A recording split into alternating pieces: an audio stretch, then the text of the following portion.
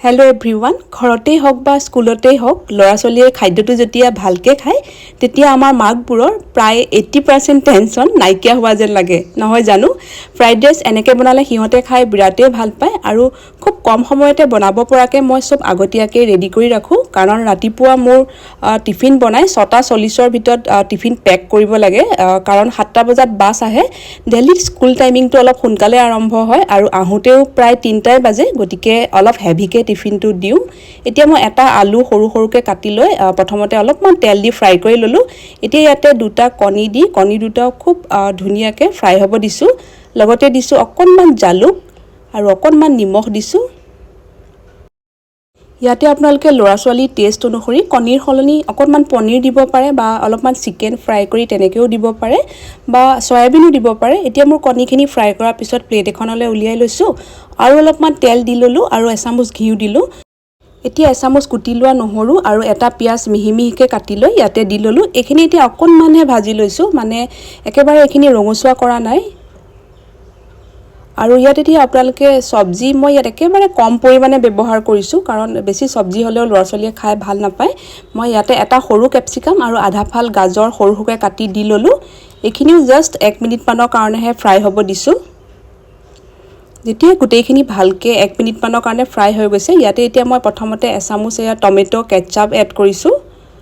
লগতে অকনমান কালাৰৰ কাৰণে মই ইয়াতে সয়া সস দিছো আৰু ইয়াতে কিছুমান এতিয়া মই সিজনিং এড কৰিছো আধা চামুচ দিছো oregano আধা চামুচ দিছো পিজ্জা সিজনিং আৰু আধা চামুচ দিছো ৰেড চিলি ফ্লেক্স গুটেইখিনি দি ভালকে মিক্স কৰি লৈছো আৰু এই গুটেই বস্তুখিনি ব্যৱহাৰ নকৰাকেও যদি আপোনালোকে বনায় প্লেনকে বনালেও খাবলৈ খুব ভাল হ'ব এতিয়া ইয়াতে মই ভাজি ৰখা কণী আৰু আলুখিনি দি ভালকে মিক্স কৰি লৈছো ইয়াত ব্যৱহাৰ কৰিবৰ কাৰণে ভাতখিনি ৰৈ যোৱা ভাতেৰেও বনাব পাৰে মই এখিনি এতিয়া বনাই লৈছো আৰু ঠাণ্ডা হ'বৰ কাৰণে এনেকে ডাঙৰ কাহি এখনত মেলি দিছিলো ভাতখিনি যেতিয়া ভালদৰে ঠাণ্ডা হৈ গৈছে তেতিয়া ইয়াতে ওপৰত দি ললো আৰু ইয়াতে এতিয়া আধা চামুচতকৈ কম জালুকৰ গুৰি দিছো আৰু সোৱাদ অনুসৰি ইয়াতে এতিয়া নিমখ দি দিছো নিমখ আমি আগতে আলু আৰু কণীখিনি ফ্ৰাই কৰোতেও দিছিলো গটিকে ভালদৰে এবাৰ চাই লব এতিয়া গুটেইখিনি ভালদৰে মিক্স কৰি লৈছো আৰু ভালকে মিক্স কৰি লোৱাৰ পাছত একেবাৰে লাষ্টত ইয়াতে মই আধা চামুচ মানে সৰু চামুচেৰে আধা চামুচ চেনি আৰু এচামুচ মান নেমু ৰস দি লৈ ভালকে মিক্স কৰি লৈছো